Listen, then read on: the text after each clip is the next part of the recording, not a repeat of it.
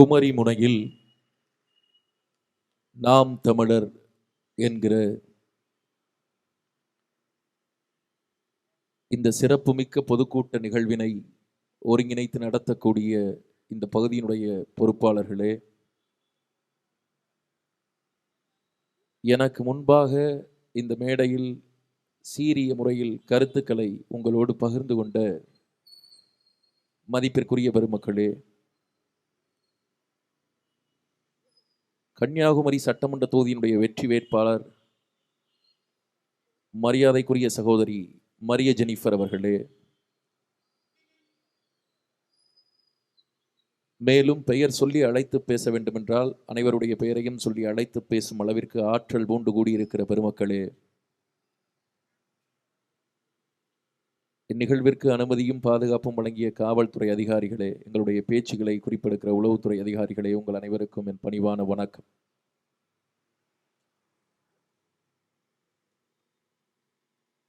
நான் சென்னையிலிருந்து வருகிறேன். கிட்டத்தட்ட ஒரு 12-13 மணி நேர பயணம் கன்னியாகுமரி வந்து சேர்வதற்கு. மகிழுந்திலே காரிலே தான் வந்தேன். இருந்தும் அவ்வளவு தூரம் அவ்வளவு நேரம் தேவைப்படுகிறது. நான் முதன்முறையாக பல ஆண்டுகளுக்கு முன்னால் இதே போன்ற ஒரு பொதுக்கூட்டம் பேசுவதற்காக கன்னியாகுமரிக்கு வந்தபோது நான் யோசித்தேன், கன்னியாகுமரியிலே இருக்கக்கூடிய மக்களுக்கு இங்கிருந்து 1.5 கிலோமீட்டர் தூரத்திலே திருவனந்தபுரம் இருக்கிறது. இங்கிருந்து 1.5 கிலோமீட்டர் தூரத்திலே தலைமைச் செயலகம் இருக்கிறது. இவ்வளவு அருகிலே தலைமைச் செயலகத்தை வைத்துக்கொண்டு, இவ்வளவு அருகிலே தலைநகரை வைத்துக்கொண்டு இங்கிருந்து 12-13 மணி நேரம் பயணப்பட்டு தமிழ்நாட்டினுடைய தலைநகருக்கு வர வேண்டிய தேவை அவர்களுக்கு என்ன வந்திருக்கிறது? ஏன் அவர்கள் கேரளாவில் இருந்து பிரிந்தார்கள், திருவிதாங்கூர் சமஸ்தானத்தில் இருந்து பிரிந்தார்கள் என்று நீண்ட நாட்களாக நான் சிந்தித்தது உண்டு. மதிப்பிற்குரியவர்களே, அதன் பிறகாக வரலாற்றை தேடி படிக்கிற போதுதான் தமிழகத்தில் எந்த மாவட்டத்திற்கும் இல்லாத சிறப்பு கன்னியாகுமரி மாவட்டத்திற்கு உண்டு. ஏனென்றால் கன்னியாகுமரி மாவட்டத்தை சார்ந்த பெருமக்கள் தங்களுக்கென்று ஒரு தனித்த சுதந்திர போராட்டத்தை சுதந்திர இந்தியாவில் மேற்கொண்டவர்கள். அவர்களுடைய போராட்ட குணம் என்பது மெச்சத்தக்கது. அநீதிக்கு எதிராக தொடர்ச்சியாக அந்த காலகட்டங்களில் கிளர்ந்து எழுந்த அந்த மக்கள் நின்றிருக்கிறார்கள். குமரனுடைய தந்தை பெருமகன் மார்ஷல் நேசமணி அவர்கள் முன்னிற்க தொடர்ச்சியாக பல ஆண்டுகள் பல போராட்டங்களை இந்த மண்ணின் மைந்தர்கள் செய்திருக்கிறார்கள். பல உயிர் பலிகள், களப்பலிகள் நடந்திருக்கிறது. அத்தனை போராட்டங்களுக்கு பிறகு, அத்தனை இழப்புகளுக்கு பிறகு இந்த மண்ணினுடைய மக்கள் தாங்கள் போராடியது போலவே தமிழ்நாட்டோடு இணைந்தார்கள். எனக்கு முன்பாக பேசிய தம்பி ஹிட்லர் அவர்கள் சொன்னது போல 9 தாலுகாக்களை தமிழ்நாட்டோடு இணைக்க வேண்டும் என்பதுதான் போராட்டம். அதுதான் திருத்தமிழர் போராட்டம். ஆனால் இணைந்தது 4.5 தாலுகாக்கள் தான். அந்த மீதம் இருக்கிற 4.5 தாலுகாக்களில் தேவிகுளமும் உண்டு, வீர்மேடும் உண்டு. இன்னும் ஒரு அடி அழுத்தி, இன்னும் ஒரு அடி தீவிரமாக நின்று அந்த தாலுகாக்களையும் தமிழ்நாட்டோடு இணைத்திருப்பார்கள் என்றால் மதிப்பிற்குரியவர்களே, இன்றைக்கு இந்த முல்லை பெரியாற்று பிரச்சனையே இருக்காது. அந்த அளவிலே அது ஒரு தீர்க்க தரிசனமான போராட்டம். குமரியினுடைய மக்கள் கை கொண்ட போராட்டம் என்பது தீர்க்க தரிசனமான போராட்டம். நான் கன்னியாகுமரிக்கு வருகிற போது தமிழகத்தின் கடைக்கோடி பகுதிக்கு வருகிறேன் என்று என்னுடைய நண்பர் என்னிடம் சொன்னார். இந்தியாவிலே கக்கடைசியிலே கன்னியாகுமரி இருக்கிறது என்று எல்லோரும் சொல்வார்கள். தொடங்கும் போதே அவர்கள் காஷ்மீர் முதல் கன்னியாகுமரி என்றுதான் சொல்வார்கள். கன்னியாகுமரியை முன்னே வைக்க மாட்டார்கள். ஆனால் என்னளவிலே நான் நினைப்பது, இந்த இந்தியாவாக இருக்கட்டும், இந்த தமிழ்நாடாக இருக்கட்டும், அது தொடங்குகிற இடம் முதல் புள்ளி இந்த கன்னியாகுமரி தான். இந்த ஊரில் நின்றுதான் இந்த மக்கள் சமூகத்தை, தமிழ் மக்கள் சமூகத்தை நாம் பார்க்க வேண்டும். அதுபோலவே குமரிமுனையில் நாம் தமிழர் என்கிற இந்த தலைப்பு என்பது குமரிமுனையில் நாம் தமிழர் மட்டும் அல்ல. முதலிலே இருக்கிற பகுதியில் ஒரு நாம் தமிழர் கட்சி நடத்துகிற போராட்டம், நாம் தமிழர் கட்சி பங்கெடுக்கிற போராட்டங்கள், சந்திக்கிற தேர்தல்கள் என்பது மட்டுமல்ல, இந்த பகுதியிலே பெறக்கூடிய வெற்றி நாம் தமிழர் கட்சிக்கு ஒட்டுமொத்த தமிழ்நாட்டிலும் ஒரு பாதையை காட்டும் என்று நான் உறுதியாக நம்புகிறேன். மதிப்பிற்குரியவர்களே, நாம் சிந்திக்க வேண்டும். கன்னியாகுமரியினுடைய மக்களை இந்த குமரி மாவட்டத்தினுடைய மக்களை நான் தமிழகத்தின் பல ஊர்களில் சந்தித்திருக்கிறேன். அரசியல் நிமித்தமாக, வேலை நிமித்தமாக வெளிநாடுகளுக்கு செல்கிற போது அங்கே இருக்கக்கூடிய குமரி மண்ணின் மைந்தர்கள் பல பேரை நான் சந்தித்து உரையாடி இருக்கிறேன், பேசி இருக்கிறேன். அப்படி அவர்களோடு உரையாடுகிற போது, அவர்களோடு பேசுகிற போது அவர்களிடத்தில் ஒரு தனிப்பட்ட குணாதிசயம் இருப்பதை நான் உணர்ந்திருக்கிறேன். அது தமிழகத்தினுடைய மற்ற பகுதிகளில் இருக்கக்கூடிய மக்களிடத்திலே பெரிய அளவில் நான் உணர்ந்தவன் இல்லை. ஆனால் குமரி மாவட்ட மக்களிடத்தில் மட்டும் நான் உணர்ந்திருக்கிறேன். என்னவென்றால், அவர்கள் எதையும் தெளிவுற தெரிந்து கொள்வதில் காட்டுகிற ஆர்வம். நீங்க தமிழ்நாட்டில் மற்ற ஊர்காரன்ட்ட 2 வரியில பேசினா போதும்னா, கன்னியாகுமரிக்காரர்களிடம் 10 வரியில் பேச வேண்டும். அப்போதுதான் அவர்கள் திருப்தி அடைவார்கள். அதிலும் இடையிலே நிறைய கேள்விகளை வேறு கேட்பார்கள். அவர்களிடத்திலே நாம் மிக தீவிரமாக ஒரு விடயத்தை முடிமுதல் அடிவரை விளக்கி சொன்னால் ஒழிய அவர்கள் அதை ஏற்றுக்கொள்ள மாட்டார்கள். ஒரு தெளிவை கோருபவர்கள், கேள்வி கேட்பதில் விருப்பம் உள்ளவர்கள். நான் நிறைய இடங்களில் அவர்களை சந்தித்திருக்கிறேன். கேட்டுக்கொண்டே இருப்பார்கள், கேள்வி கேட்பார்கள். அது அவர்களுடைய அடிப்படை குணமாக இருக்கிறது. கன்னியாகுமரி மக்களுடைய அடிப்படை குணமாக இருக்கிறது. திருவிதாங்கூர் சமஸ்தானத்தோடு இந்த நிலம் இணைந்திருந்த போது அனைத்திற்கும் வரிகளிட்டது திருவிதாங்கூர் சமஸ்தானம். தண்ணீருக்கு வரி, நீங்கள் வீட்டிலே வளர்க்கிற மரத்துக்கு வரி, தலையிலே கட்டுகிற தலைப்பாகைக்கு வரி, மாறிலே அணிகிற சேலைக்கு துணிக்கு வரி, நீங்கள் வீட்டிலே கூரை மாற்ற வேண்டும் என்றால் கூரை மாற்றுவதற்கு வரி, பனை மரத்திலே நீங்கள் ஏறுவதற்கு பயன்படுகிறதே கருவி, அந்த கருவிகளுக்கு வரி, அனைத்திற்கும் வரி, விவசாயத்திற்கு வரி. வரியாக போட்டு போட்டு போட்டு அந்த சமஸ்தானம் ஒட்டுமொத்த தமிழருடைய உழைப்பை உறிஞ்சு கொண்டது. எப்படி இந்த வெற்றி சாத்தியப்பட்டது? எப்படி இந்த போராட்டம் சாத்தியப்பட்டது? எப்படி தமிழ்நாட்டோடு இணைவு சாத்தியப்பட்டது? இந்த மக்கள் எழுப்பிய கேள்வி, நான் ஏன் வரி கட்ட வேண்டும் என்ற கேட்ட கேள்வி, நான் ஏன் உனக்கு அடிமையாகவே இருக்க வேண்டும் என்று கேட்ட கேள்வி, அந்த கேள்விதான் ஒரு பாரிய விடுதலை போராட்டத்தை நடத்த செய்து மதிப்பிற்குரியவர்களே உங்களை தமிழ்நாட்டோடு இணைத்திருக்கிறது. காமராசர் இந்த பகுதிகள் தமிழ்நாட்டோடு இணைகிற போது, குமரி தமிழ்நாட்டோடு இணைகிற போது இந்த நிலத்தை ஆண்டு கொண்டிருந்தவர் காமராசர். அவர் மிக வெளிப்படையாக பேசினார். இங்கே நாகர்கோயிலிலே நடந்த கூட்டத்திலே இந்த மாவட்டம் தமிழகத்தோடு இணைந்த பிறகாக காமராசர் அவர்கள், முதலமைச்சர் அவர்கள் பேசுகிறார். என்ன பேசுகிறார்? நீங்கள் எங்களோடு வந்து இணைந்து விட்டீர்கள், நாங்கள் உங்களை வரவேற்கிறோம். ஆனால் உங்கள் முன்னேற்றத்திற்கு என்னால் எந்தவித உறுதியையும் தர முடியாது. நீங்கள் கல்வியிலும் அறிவிலும் மேம்பட்டவர்களாக இருக்கிறீர்கள். ஆனால் ஆறலுக்கு கிழக்கே இருக்கிற மக்கள் உங்களுடைய நிலையை எட்டுவதற்கு இன்னும் பல காலமாகும். அதுவரை உங்களுக்கு ஒன்றும் செய்வதற்கில்லை. நீங்கள் தமிழ்நாட்டோடு சேர்ந்து விட்டீர்கள் என்ற மனநிறைவோடு மட்டும் நீங்கள் இருங்கள் என்று சொல்லி சென்று விட்டார் காமராசர். ஆனால் உண்மை தெரியுமா? அப்படி சொல்லி சென்ற காமராசர் தான் இந்த குமரி மண்ணில் மகா பெரிய திட்டங்களை செயல்படுத்திய பெருந்தலைவர். பொட்டிப்பாலத்தில் இருந்து, அணைக்கட்டுகளில் இருந்து, அரசு ரப்பர் கழகத்தில் இருந்து, பனிமலைகளில் இருந்து பல திட்டங்கள் காமராசருடைய ஆட்சி காலத்தில் இந்த மண்ணிலே உருவாக்கப்பட்டது, செயல்படுத்தப்பட்டது. அதனாலே இந்த மண்ணினுடைய மக்கள் பயனடைந்தார்கள். ஆக கேள்வி கேட்கிற அந்த குணம்தான் இந்த மக்களை இவ்வளவு தூரம் இழுத்து வந்திருக்கிறது. மதிப்பிற்குரியவர்களே, நாம் கேள்வி கேட்க வேண்டும். இங்கே பேசிய பெருமக்கள் சொன்னார்களே, மரிய ஜெனிஃபர் அவர்கள் எடுத்த அந்த போராட்டத்தை பற்றி, முன்னெடுத்த அந்த போராட்டத்தை பற்றி, இங்கே இருக்கக்கூடிய ஒரு டாஸ்மாக் கடையினை சட்ட போராட்டத்தின் மூலம் அவர்கள் அகற்றி இருக்கிறார்கள். நீங்கள் சிந்தித்து பாருங்கள். 13-14 ஆண்டு கால போராட்டம். பூரண மதுவிலக்கை நாங்கள் கொண்டு வருவோம் என்று தேர்தல் வாக்குறுதி கொடுக்கிற மகா பெரிய கட்சியான திமுக அதை செய்யவில்லை. டாஸ்மாக்கை படிப்படியாக குறைப்போம், பூரண மதுவிலக்கை கொண்டு வருவோம் என்று சொல்கிற அதிமுக அதை செய்யவில்லை. தமிழகத்தை ஆளக்கூடிய இருவரும் திராவிட கட்சிகளும் இங்கே இருந்து டாஸ்மாக்கை அகற்றவில்லை. மாறாக ஒற்றை பெண்ணாக நாம் தமிழர் கட்சியினுடைய மரிய ஜெனிஃபர் அவர்கள் சட்ட போராட்டத்தில் ஈடுபட்டு நீக்கி இருக்கிறார். இது எப்படி சாத்தியப்பட்டிருக்கிறது? ஏன் நடந்திருக்கிறது? அறிவு தெளிவு. அரசாங்கம் என்ன செய்கிறது? டாஸ்மாக் கடைகளை தங்களுடைய அரசாங்கத்திற்கு லாபம் வரக்கூடிய ஒரு வாய்ப்பாக அரசுகள், கட்சிகள் பார்க்கிறது. 2025ஆம் வருடம் டாஸ்மாகில் இருந்து தமிழ்நாட்டு அரசிற்கு வந்த வருவாய் மட்டும் 48,000 கோடி. நீங்கள் சிந்தித்து பாருங்கள், ஒரு நாளைக்கு தமிழ்நாட்டில் சராசரியாக சாராயம் விற்கக்கூடிய தொகை 130 கோடியிலிருந்து 170 கோடி. 170 கோடிக்கு ஒரு நாளைக்கு தமிழ்நாட்டிலே சாராயம் விற்கிறது. மதிப்பிற்குரியவர்களே, சாராயம் விற்கிறது.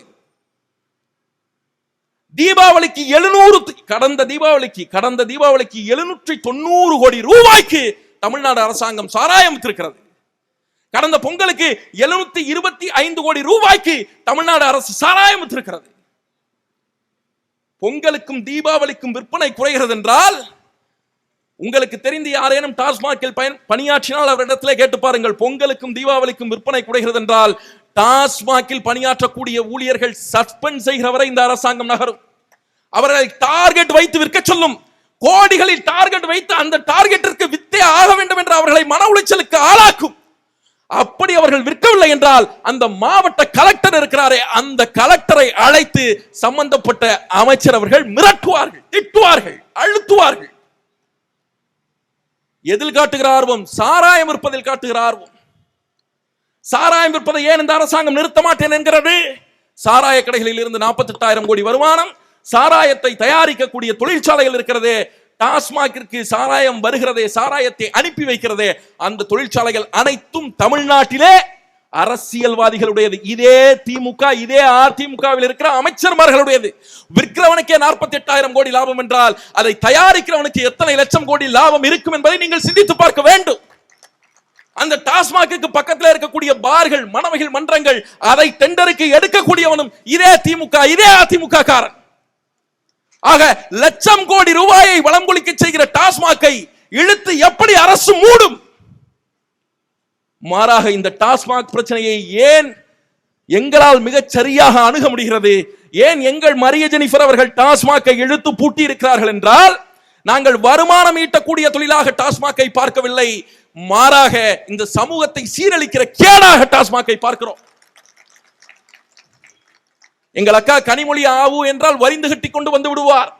ஒவ்வொரு தேர்தல் பிரச்சாரத்திலும் வந்து தமிழ்நாட்டிலே இளம் விதவைகள் அதிகமாக இருக்கிறார்கள், இந்தியாவிலே இளம் விதவைகள் அதிகமாக இருக்கக்கூடிய பகுதி தமிழ்நாடு தான், நிறைய மரணங்கள் நடந்திருக்கிறது, நிறைய ஆண்கள் செத்து போகிறார்கள், டாஸ்மாகை இழுத்து பூட்ட வேண்டும், சாராய ஆலைகளை இழுத்து பூட்ட வேண்டும் என்று ஒவ்வொரு தேர்தலுக்கும் கனிமொழி வந்து பேசுவார். இந்த தேர்தலிலும் வந்து பேசுவார். நீங்கள் பாருங்கள், மத்திய அமைச்சர் நாடாளுமன்ற உறுப்பினர் கனிமொழியால முடியாது, மரியம் ஜெனிஃபரால முடியுதா? நீங்க சிந்திச்சு பாருங்க, சாராயத்தினால் சமூகத்தில் என்ன விளைவுகள் நடக்கிறது. நான் தஞ்சாவூர்ல இருந்து வர்றேன். என் ஊரு பக்கத்துல கும்பகோணம்னு ஒரு ஊரு. கும்பகோணத்துல ஒரு அரசு பள்ளியில ஆண்டு விழா நடக்குது. அந்த ஆண்டு விழாவில் 12ஆம் வகுப்பு மாணவிகள் 4 பேர் பக்கத்தில் இருக்கிற காவிரி ஆற்றங்கரையிலே உட்கார்ந்து சாராயத்தை குடித்து விட்டு, 12ஆம் வகுப்பு மாணவிகள் சாராயத்தை குடித்து விட்டு ஆண்டு விழாவுக்கு போகிறார்கள். பள்ளிக்கூடத்திற்குள்ளாக போனவர்கள் மயங்கி விழுகிறார்கள். ஆசிரியர் பார்த்து கண்டிக்கிறார். ஆசிரியர் என்ன கேள்வி கேட்கிறார் என்றே அவர்களுக்கு புரியவில்லை. மாணவர்கள் சொக்கி சொக்கி விழுகிறார்கள். பெற்றோர்களுக்கு செய்தி சொல்லப்படுகிறது. பெற்றோர்கள் தலையிலே அடித்துக் கொண்டு வந்து அந்த மாணவிகளை வீட்டுக்கு இழுத்து போகிறார்கள். மாணவிகள் 12ஆம் வகுப்பு மாணவிகள். குடிக்க வைத்தது யாரா? குடிக்க வைத்தது யார்? இந்த நாட்டிலே நடக்கிற 80% குற்றங்களுக்கு பின்னாலே மதிப்பிற்குரியவர்களே போதைப் பொருள் இருக்கிறது, சாராயம் இருக்கிறது என்று உயர் நீதிமன்றம் சொல்கிறதே. அரசின் நிலைப்பாடு என்ன? பக்கத்திலே நாங்குநேரியிலே நடந்ததே, 2 நாளைக்கு முன்பாக சிவகங்கை நடந்ததே, போதையை போட்டுவிட்டு கஞ்சாவை அடித்துவிட்டு சாராயத்தை குடித்துவிட்டு கண்ணில் படுகிறவர்கள் எல்லாம் வெட்டினார்களே. போதை வெறியிலே, சாதி வெறியிலே தொடர்ச்சியாக நடந்து கொண்டே இருக்கிறது. அரசாங்கம் பொறுப்பேற்குமா? நாட்டிலே நடக்கக்கூடிய விபத்துகளில் 70% விபத்துக்கள் சாராயத்தினாலே நடக்கிறது என்கிறது உயர் நீதிமன்றம். அப்ப சாராயத்தை தடுத்து நிறுத்துவதில் அரசுக்கு உண்டான நிலைப்பாடு என்ன? 30-35 வயசுல தொடர்ச்சியா குடிச்சு குடிச்சு உழைக்கிற மக்கள் உழைக்கிற திறனை இழந்து போய் வெறும் சக்கையாக போகிறார். 40 வயதுக்குள்ளாக ரத்தம் கக்கி கிட்னி அழுகி குடல் வந்து செத்து போகிறார். ஒரு சமூகத்தில் இருக்கக்கூடிய இளைஞர்களை, உழைக்கிற மக்களை உழைப்பில் இருந்து வெளியேற்றி அவர்களை சாகடிப்பதற்காக ஒரு அரசாங்கம் சாராயத்தை ஊத்தி கொடுக்கும் என்றால் ஒரு நாட்டுக்குள்ளாக அதை விட கேடுகட்ட அரசாங்கம் ஏதாவது உண்டா? ஏன் இவர்களை தூக்கி எறிய வேண்டும்? இதற்காகவே தூக்கி எறிய வேண்டும். இதற்காக இது சமூக பிரச்சனைடா, சமூகம் சீரழியக்கூடிய பிரச்சனை. சிந்திச்சு பாருங்க, இதை மாற்ற வேண்டும். இதற்காகவே இந்த பிள்ளைகள் களத்திலே நிற்கிறோம். இது மட்டும்தானா? இது மட்டும்தானா? கேள்வி கேட்பதாலே அந்த டாஸ்மாக் கடையை அகற்றுவதற்கு ஆர்டிஐ சட்டத்தை பயன்படுத்தி அது குறித்த தகவல்களை கேட்டுக்கொண்டு பெற்றுக்கொண்டு அரசு வகுத்து வைத்திருக்கிற விதிகளுக்கு புறம்பாகவே அது இருக்கிறது என்று வழக்கு தொடுத்து அந்த வழக்கிலே வெற்றி கொண்டிருக்கிறார்கள். இன்னும் பலவிதமான சட்ட போராட்டங்களை நடத்தியிருக்கிறார்கள். எங்களுடைய அன்பு சகோதரன் சீலன் அமர்ந்திருக்கிறார். ஆர்டிஐ சட்டத்தை, தகவல் அறியும் உரிமை சட்டத்தை 168 முறை அவர் பயன்படுத்தி இருக்கிறார். அத்தனை பயன்பாடும் எதற்காக நடந்தது? மக்களுக்கு செய்திகளை சொல்ல, உண்மையை வெளிக்கொண்டு வர. சாதித்து விட முடிகிறது பாருங்கள். ஆனால் இந்த ஆர்டிஐ சட்டத்தின் மீதாக மிக மிக முக்கியமான செய்தியை நான் பகிர்ந்து கொள்ள வேண்டும். இந்த ஆர்டிஐ சட்டத்தின் மீதாக கடந்த முறை சில மாதங்களுக்கு முன்பாக பட்ஜெட்டை மத்திய அரசு நாடாளுமன்றத்திற்குள்ளாக தாக்கல் செய்கிற போது அதற்கு முன்பாக பொருளாதார ஆய்வறிக்கையை நிர்மலா சீதாராமன் அவர்கள் தாக்கல் செய்தார். அந்த பொருளாதார ஆய்வறிக்கையிலே ஆர்டிஐ சட்டத்தை மழுங்கடிக்க செய்வதற்கான, அதனுடைய கூறுகளை நீக்குவதற்கான, அதை பயன்படுத்த முடியாமல் செய்வதற்கான வேலையை ஒன்றிய அரசாங்கம், பாரதிய ஜனதா கட்சியினுடைய அரசாங்கம் செய்கிறது. அது இந்த நாட்டிற்கே சாபக்கேடு. இந்த நாட்டிலே இருக்கக்கூடிய சாதாரண மனிதர்கள், எளிய மனிதர்கள், எளிய மக்களுக்கு கிடைத்த ஆயுதம் தான் ஆர்டிஐ சட்டம். அந்த சட்டத்தின் மூலமாக கிராம பஞ்சாயத்து அலுவலகத்தில் இருந்து பிரதம அலுவலகம் வரை ஏதேனும் ஊழல் நடந்தால் அதை வெளியிலே கொண்டு வர முடியும். முறைகேடுகள் நடந்தால் அதை வெளியிலே கொண்டு வர முடியும். ஆனால் அந்த சட்டத்தை ஒன்றுமில்லாமல் தடுத்து நிறுத்துவதற்காக, தடை செய்வதற்கான வேலைகளை பாரதிய ஜனதா கட்சியின் அரசாங்கம் செய்ய ஆரம்பித்து விட்டது. ஏன் இவர்கள் கொதிக்கிறார்கள், பதறுகிறார்கள்? மதிப்பிற்குரியவர்களே, அந்த சட்டத்தினுடைய வரலாறு என்பது மிக மிக அற்புதமானது. ராஜஸ்தானிலே 1990களில் ராஜஸ்தான், இந்தியாவினுடைய ராஜஸ்தான் மாநிலத்திலே வாழக்கூடிய மக்கள், விவசாயிகள், கூலிகள், அவர்களுக்கு பெரிய அளவிலான வேலை வாய்ப்புகள் இல்லை. வேலை வாய்ப்புகள் இல்லை என்றவுடன் அரசாங்கம் அவர்களுக்கு வேலை கொடுப்பதற்கு ஒரு திட்டத்தை கொண்டு வருகிறது. அந்த திட்டம் செயல்படுத்தப்படுகிறது. இருந்தாலும் அந்த கூலி தொழிலாளர்கள், விவசாயிகள், ஏழைகளுடைய வாழ்க்கை முன்னேறிய பாடில்லை. என்னவென்று விசாரித்தால் அவர்களுக்கு அந்த திட்டத்தின் மூலமாக போகக்கூடிய சம்பளம் முறையாக போகவில்லை. அந்த ஏழை மக்களுக்கு நீண்ட நெடுங்காலமாக உழைத்ததால் கொடுக்கப்பட வேண்டிய சம்பளம் முறையாக கொடுக்கப்படவில்லை. குறை சம்பளம் கொடுக்கப்பட்டது, பல ஊர்களில் கொடுக்கப்படாமல் இருந்தது. இதை தெரிந்து கொள்வதற்காக அந்த மக்கள் அந்த வருகை பதிவேட்டை, அந்த பணி சம்பந்தமான அந்த பதிவேட்டை, சம்பள பதிவேட்டை கிராம பஞ்சாயத்து அலுவலகத்திடம் கேட்டிருக்கிறார்கள். ஊழல் செய்த கிராம பஞ்சாயத்து அலுவலகம் தொடர்ச்சியாக அதை தருவதற்கு மறுத்திருக்கிறது, கொடுக்கல. நீண்ட நெடுங்காலமாக இவர்கள் போராடி பார்த்திருக்கிறார்கள். இதை நகலெடுத்துக் கொள்கிறோம் என்று கேட்டு பார்த்திருக்கிறார்கள், கொடுக்கவில்லை. எங்கேதான் மாட்டிக்கொள்வோம் என்ற பதற்றத்திலே கொடுக்கவில்லை. பிரச்சனை பெரிதான பிறகு அந்த கிராம பஞ்சாயத்து அலுவலகம் சொல்கிறது, நாங்கள் உங்களுக்கு நகல் கொடுக்க மாட்டோம், வேண்டும் என்றால் ஒரு சிலேட்டிலே எத்தனை வருகை பதிவேடு, எத்தனை நாட்கள் வந்திருக்கிறது என்பதை சிலேட்டிலே குறித்துக் கொண்டு நீங்கள் போங்கள். எழுதுகிற சிலேட்டிலே குச்சியை வைத்து குறித்துக் கொண்டு நீங்கள் போங்கள், சுண்ணாம்பு கட்டியை வைத்து. அவர்கள் நினைத்தது போலவே, சொன்னது போலவே அந்த தகவல்களை சிலேட்டிலே பதிவு செய்கிறார்கள். சுண்ணாம்பு கட்டியை வைத்து சிலேட்டிலே எழுதி கொண்டு வெவ்வேறு ஊர்களுக்கு, வெவ்வேறு கிராமங்களுக்கு போகிறார்கள். இது பற்றி பேசுகிறார்கள். ஊர் கூட்டங்களை கூட்டுகிறார்கள். ஊர் கூட்டங்களை கூட்டி, ஆம், உண்மையிலேயே ஊழல் நடந்திருக்கிறது என்று தெரிந்த பிறகாக, உண்மையிலேயே ஏழை மக்கள் ஏமாற்றப்பட்டிருக்கிறார்கள் என்று தெரிந்த பிறகாக அவர்கள் அனைவரும் ஒன்றாக இணைந்து ஒரு பாரிய போராட்டத்தை 1996 முன்னெடுக்கிறார்கள். கிட்டத்தட்ட 40 நாள் அந்த காத்திருப்பு போராட்டம் ஏழை எளிய மக்களாலே நடத்தப்படுகிறது. அந்த போராட்டத்தினுடைய விளைவாக ராஜஸ்தான் மாநிலத்திற்குள்ளாக தகவல் அறியும் உரிமை சட்டம் நடைமுறைப்படுத்தப்படுகிறது. அதன் தொடர்ச்சியாக இந்தியா முழுவதும் நடைமுறைப்படுத்தப்படுகிறது. ஏழை எளிய மக்கள் தாங்கள் ஏமாற்றப்படுகிறோம் என்பதை உணர்ந்து கொள்வதற்காக உருவாக்கப்பட்ட சட்டம், அரசினுடைய ஊழல்களை கொண்டு வருவதற்காக உருவாக்கப்பட்ட சட்டம். இந்த சட்டம் நீக்கப்படும் என்ற அறிவிப்பை, இந்த சட்டத்தை நீக்குவதற்கான முன் ஏற்பாடுகளை பாரதிய ஜனதா கட்சியினுடைய அரசாங்கம் செய்து வருகிறது. ஆனால் அதை எதிர்த்து இந்த நாட்டிலே ஒரு அரசியல் கட்சி, நாம் தமிழர் கட்சியை தாண்டி ஒரு அரசியல் கட்சி பேசி இருக்கிறதா? பேச மாட்டார்கள். திமுக அரசாங்கம் பேசுமா? பேசாது. கன்னியாகுமரி உட்பட, கன்னியாகுமரி இந்த மாவட்டம் உட்பட மதிப்பிற்குரியவர்களே, மதுரையிலே இருந்து கார்த்திக் என்ற ஒரு சமூக ஆர்வலர், அவர் ஆர்டிஐ சட்டத்தின் மூலம் பட்டியல் சாதியினருக்கு, தமிழ்நாட்டில் பட்டியல் சாதியினருக்கு ஒதுக்கப்பட்ட தொகை, அந்தந்த துறைகள் மூலமாக ஒதுக்கப்பட்ட தொகை எவ்வளவு செலவு செய்யப்பட்டிருக்கிறது என்று விவரங்களை அரசாங்கத்திடம் கேட்கிறார். விவரங்கள் வெளிவருகிறது. மிகப்பெரிய அதிர்ச்சி. கோடிக்கணக்கிலே ரூபாய்களை மாநில அரசாங்கமும் மத்திய அரசாங்கமும் பட்டியல் சாதியில் இருக்கக்கூடிய மக்களுடைய முன்னேற்றத்திற்காக ஒவ்வொரு ஆண்டும் ஒதுக்குகிறது. ஆனால் அதிசயம் என்னவென்றால், தமிழ்நாட்டில் கடந்த 5-6 ஆண்டுகளில் அதிமுக ஆட்சியில் இருந்த போதும் கூட 5-6 ஆண்டுகளில் அந்த பணம், அந்த தொகை பட்டியல் சாதியினுடைய மக்களுடைய முன்னேற்றத்திற்காக, கல்விக்காக, மேம்பாட்டிற்காக, அவர்களுடைய வாழ்க்கை தர உயர்த்தலுக்காக கொடுக்கப்பட வேண்டிய தொகை கடந்த 6 ஆண்டுகளமாக குறிப்பிட்ட அளவு திரும்பி வந்திருக்கிறது. இது எந்தெந்த மாவட்டங்களில் நடந்திருக்கிறது? இது தேனியிலே நடந்திருக்கிறது, இது திருநெல்வேலியிலே நடந்திருக்கிறது, இது திண்டுக்கல்லிலே நடந்திருக்கிறது, இது கன்னியாகுமரியிலும் நடந்திருக்கிறது. அதையும் ஆர்டிஐ போட்டுத்தான் நம்முடைய மரிய ஜெனிஃபர் அவர்கள் எடுத்தார்கள். தொகுதி மேம்பாட்டு நிதியிலே 22% ஷெட்யூல் காஸ்டுக்காக, பட்டியல் சாதியினருக்காக பயன்படுத்தப்பட வேண்டும். ஆனால் இந்த தொகுதியினுடைய சட்டமன்ற உறுப்பினர் அப்படி பயன்படுத்தவில்லை. நீங்கள் பயன்படுத்தி இருந்தால் வெள்ளை அறிக்கை விடுங்கள். நீங்க பயன்படுத்தி இருப்பீங்கன்னா நீங்க வெளிப்படையா வெள்ளை அறிக்கை விடுங்க. இது எவ்வளவு மோசமானது! இந்த தொகை எங்கே போகிறது? ஒவ்வொரு வருடமும் தேனியிலிருந்து, திண்டுக்கல்லிலிருந்து, திருநெல்வேலியிலிருந்து, கன்னியாகுமரியிலிருந்து கொடுக்கப்பட்ட தொகை லட்சக்கணக்கிலே திரும்பி வந்திருக்கிறது.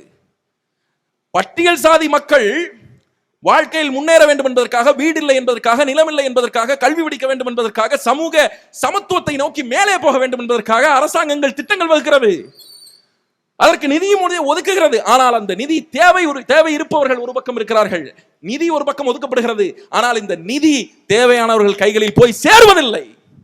இது தொடர்ச்சியாக 5 ஆண்டுகளாக நடந்திருக்கிறது. கிட்டத்தட்ட 3.14 கோடி ரூபாய் பணம் அரசாங்கத்திற்கு திரும்ப வந்திருக்கிறது. கடந்த 2023 மதிப்பிற்குரியவர்களே 1540 கோடி ரூபாய் specially allocated for schedule community, பட்டியல் சாதியினருக்கு ஒதுக்கப்பட்ட மத்திய அரசு, ஒன்றிய அரசினுடைய நிதி. அந்த நிதியிலே 1540 கோடி ரூபாயை இந்த மாநில அரசாங்கம் கொண்டு போய் சேர்க்க வேண்டிய இடத்திலே சேர்க்காமல் அதிலிருந்து 1540 கோடி ரூபாயை எடுத்து மகளிர் உரிமை தொகை கொடுக்கிறார்கள் இல்லையா, அந்த உரிமை தொகையிலே கலந்து விட்டார்கள். அது சட்டப்படி குற்றம், தவறு. அதை செய்யக்கூடாது. அந்த தொகை குறிப்பாக பட்டியல் சாதியினுடைய மேம்பாட்டத்துக்கு மட்டும்தான் பயன்படுத்தப்பட வேண்டும். மாறாக அரசாங்கம் அதிலிருந்து தொகையை எடுத்து உரிமை தொகைக்கு கொடுத்திருக்கிறது. ஏன் அப்படி கொடுக்கிறீர்கள் என்று கேட்டபோது திமுக அரசாங்கம் சொல்கிறது, உரிமை தொகை பெறக்கூடிய தகுதியுள்ள பெண்கள் இருக்கிறார்கள் இல்லையா, அந்த பெண்களுக்குள்ளாக பட்டியல் சாதியில் யார் இருக்கிறார்களோ அவர்களுக்கு இந்த பணத்தை நாங்கள் ஒதுக்கி கொடுப்போம் என்று வாய்கூசாமல் போய் சொன்னது. இங்கே உரிமை தொகை வாங்கக்கூடிய நபர்கள், பெண்கள் நீங்கள் இருப்பீர்கள். அந்த விண்ணப்பத்தை நீங்கள் பூர்த்தி செய்கிற போது, உரிமை தொகைக்கான விண்ணப்பத்தை நீங்கள் பூர்த்தி செய்கிற போது, அந்த விண்ணப்பத்திலே உங்களுடைய சாதி குறிப்பிட்டது போன்று ஏதாவது நினைவு உங்களுக்கு இருக்கிறதா? சாதியை நீங்கள் குறிப்பிட்டிருக்க மாட்டீர்கள். அந்த விண்ணப்பத்திலே சாதிக்கான ஒரு காலம் கிடையாது. ஆனால் மதிப்பிற்குரியவர்களே, எப்படி இவர்கள் கண்டுபிடித்த அந்த சாதி பெண்கள் தான் என்று எப்படி கண்டுபிடித்து அவர்களுக்கு பணத்தை, இந்த 1500 கோடி ரூபாயை ஒதுக்குவார்கள்? இது மிகப்பெரிய ஊழல், இது மிகப்பெரிய அவமானம். மற்ற எந்த துறைகளிலும் இது நடக்காது. ஆனால் இதில் மட்டும் நடக்கிறது. இத்தனை கேடுகள் நிறைந்ததாகத்தான் இந்த ஆட்சி இருக்கிறது. இத்தனை கேடுகள் உண்டு. கடன் வாங்கி வைத்திருக்கிறார்கள். கடன் கிட்டத்தட்ட 10,63,000 கோடி ரூபாய் கடன். சுதந்திர இந்தியாவில் 2020 வரைக்கும் வாங்கிய கடனின் அளவை விட இந்த 5 ஆண்டுகளில் வாங்கிய கடனினுடைய அளவு அதிகம். 4.5 லட்சம் கோடியிலிருந்து கூடுதலாக 5.5 லட்சம் கோடி வாங்கி 10,63,000 கோடியிலே நிப்பாட்டி இருக்கிறது தமிழ்நாடு அரசாங்கம். மதிப்பிற்குரியவர்களே, கடன் வாங்குவது தவறல்ல. அறிவில் சிறந்த பெருமக்களே, உங்களிடம் பேச வேண்டும். கடன் வாங்குவது தவறல்ல. அந்த கடனை நீங்கள் எதற்காக பயன்படுத்துகிறீர்கள் என்பதுதான் முக்கியம். அந்த கடனை நீங்கள் வளம் கொளிக்கக்கூடிய, அந்த பணம் திரும்ப வரக்கூடிய மேம்பாட்டு திட்டப்பணிகளில் பயன்படுத்துவீர்கள் என்றால் அந்த பணம் பல்கி பெருகும். அணைக்கட்டுகளில், கல்வியில், சுகாதாரத்தில், நீங்கள் உட்கட்டமைப்புகளில் அந்த பணத்தை பயன்படுத்துவீர்கள் என்றால் அந்த பணம் பல மடங்கு உங்களுக்கு திரும்பி வரும். மாறாக இந்த அரசாங்கம் அப்படி ஆக்கப்பூர்வமான எந்த பணிகளிலும் தங்களுடைய முதலீட்டை செய்யவில்லை. அப்படியே அவர்கள் செய்திருந்தாலும் அது சொற்பமான அளவு, குறைந்த அளவு. பெருவாரியான தொகையை தங்கள் அரசினுடைய விளம்பரங்களுக்காகவும், தங்கள் கொடுக்கக்கூடிய இந்த இலவசங்களுக்காகவும், இலவச காசுக்காகவும் பயன்படுத்தி இருக்கிறார்கள். நீங்கள் சிந்திச்சு பாருங்க, இது எவ்வளவு மோசமானது. இலவசம் யார் கேட்டது இந்த நாட்டிலே? இங்கே பேசியவர்கள் சொன்னார்களே, இலவசம் வேண்டும் என்று 1000 ரூபாய் பணம் வேண்டும் என்று உரிமை தொகை வேண்டும் என்று எந்த பெண்கள் சாலையில் இறங்கி போராடினார்கள்? 2000 ரூபாய் காசு வர வேண்டும் என்று எவர்கள் வேலை இல்லாதவர்கள் சாலையில் இறங்கி போராடினார்கள்? டிவி வேண்டும், மிக்சி வேண்டும், ஃபேன் வேண்டும், கிரைண்டர் வேண்டும் என்று எவர்கள் சாலையில் இறங்கி போராடினார்கள்? அரசு பேருந்திலே இலவச பயணம் வேண்டும் என்று எந்த மகளிர் சாலையிலே இறங்கி போராடினார்? ஆனால் மதிப்பிற்குரியவர்களை, இந்த நாட்டுக்குள்ளாக எல்லோரும் போராடுகிறார்கள். மருத்துவர்கள் ஊக்கத்தொகை வேண்டும், பணி நிரந்தரம் வேண்டும் என்று போராடுகிறார்கள். டாஸ்மாக் ஊழியர்கள் போராடுகிறார்கள், செவிலியர்கள் போராடுகிறார்கள், தூய்மை பணியாளர்கள் போராடுகிறார்கள், விஏஓக்கள் போராடுகிறார்கள், பேராசிரியர்கள் போராடுகிறார்கள், ஆசிரியர்கள் போராடுகிறார்கள். அத்தனை பேரும் போராடுகிறார்கள். தமிழ்நாட்டின் தலைநகரம் தகிக்கிறது. எல்லா அரசு பணியாளரும் போராட்டத்தில் உட்கார்ந்திருக்கான். எல்லா இடங்களுக்கும் மந்திரிமார்கள் போகிறார்கள், அவர்களுடைய போராட்டத்தை கொச்சைப்படுத்துகிறார்கள். மா சுப்பிரமணியம் பேசுகிறார், தேர்தல் நேரத்திலே போராடுவது ஃபேஷன் ஆகிவிட்டது என்று சொல்கிறார். அதை விட அவமானம், கேவலம் ஏதாவது உண்டா? அவன் ஃபேஷனுக்காக நடுத்தரவிலே வந்து உட்கார்ந்து சோறு தண்ணி இல்லாமல் 1 வாரம் 10 நாள் 20 நாளாக போராடி கொண்டிருக்கிறான். எல்லோரும் போராடுகிறார்கள். போராடுவதற்கு சம்பளம் தருவதற்கு காசு இல்ல, அவனுக்கு மாத சம்பளம் தருவதற்கு காசு இல்ல, ஊக்கத்தொகை கொடுப்பதற்கு காசு இல்லை என்று சொல்கிறது அரசாங்கம். அவனை பணி நிரந்தரம் செய்ய முடியாது. பணி நிரந்தரம் செய்தால் மாதம் மாதம் அவனுக்கு சம்பளம் கொடுக்க வேண்டும். ஆகையினாலே சம்பளம் கொடுப்பதற்கு காசு எங்களிடம் இல்லை என்பதாலே அவனை பணி நிரந்தரம் செய்யவில்லை என்று சொல்லி தொடர்ச்சியாக போராட வைத்துக் கொண்டிருக்கிறது இந்த அரசாங்கம். உழைத்தவன் 20 ஆண்டுகள் 30 ஆண்டுகளாக உழைத்தவன், இந்த அரசாங்கத்திற்காக உழைத்தவன், கொரோனா நேரத்திலே தன் உயிரை கூட துச்சமென நினைத்து செவிலியர்கள் களத்திலே நின்றார்களே, அந்த செவிலியர்கள், மருத்துவர்கள் கொரோனா நேரத்திலே உயிரை துச்சமென நினைத்து பணி செய்தார்களே, அந்த மருத்துவர்கள் அத்தனை பேரும் தெருக்களிலே நிற்கிறான். அவனுக்கு சம்பளம் கொடுப்பதற்கு வக்கில்ல. ஆனா உன்னால 5000 10,000 இலவசம் கொடுக்க முடியுதுன்னா நீ என்னடா அரசாங்கம்? யாரா கேட்டது இலவசத்தை? யார் கேட்டது? மதிப்பிற்குரியவர்களே, இந்த இலவசங்கள் இந்த நாட்டை இன்னும் 5 ஆண்டுகளில் 10 ஆண்டுகளில் பிச்சை எடுக்க வைத்துவிடும். உங்கள் ஒவ்வொருவர் கைகளிலும் திருவோடு இருக்கும். இந்த திராவிட கட்சிக்கு, திமுகவுக்கு, அதிமுகவுக்கு ஓட்டு போட்டு இந்த நாடு சுபிட்சமாக மாறிவிடும், நம்முடைய வாழ்க்கை சிறந்து விடும் என்று உங்களிடம் கனவு இருக்கிறது என்றால், எண்ணம் இருக்கிறது என்றால், அந்த எண்ணத்தை இன்றோடு கைவிட்டு விடுங்கள். உங்களுக்கு நாளையின் பொழுதில் உங்களுக்கு இருளை தவிர அங்கு வேறு எதுவுமே இல்லை, எதுவுமே இல்லை. மிக மிக மோசமாக இந்த சமூகத்தை வழிநடத்தக்கூடிய வேலைகளை இந்த அரசாங்கங்கள் செய்கிறது. ஸ்டாலின் அவர்கள் 5000 ரூபாய் கோடை கால சிறப்பு தொகையாக சேர்த்து கொடுக்கிறார். அவர் 5000 ரூபாய் கொடுக்கிறார்.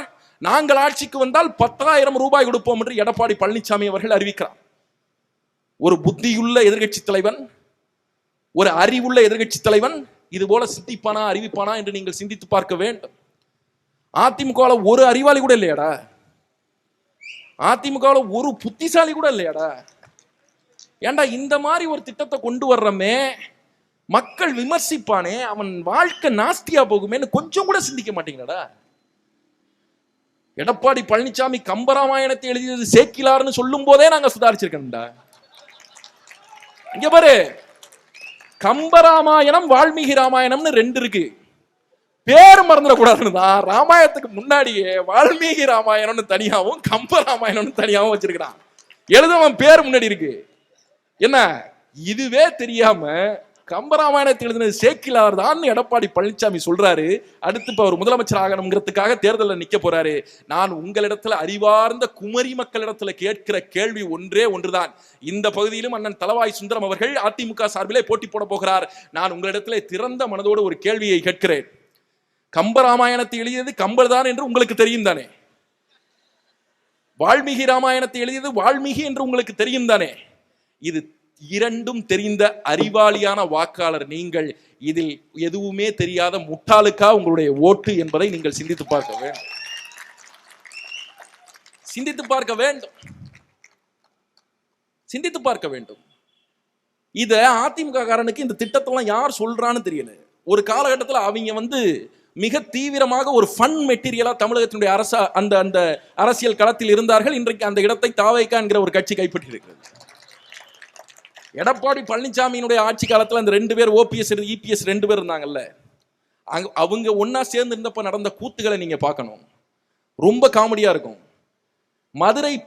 மதுரை விமான நிலையத்தில் எடப்பாடி பழனிசாமி இறங்கி வர்றாரு. டிடிவி கட்சிக்காரருக்கும் அவருக்கும் சண்டையாகி போயிருது, தள்ளுமுள்ளாகி போயிருது.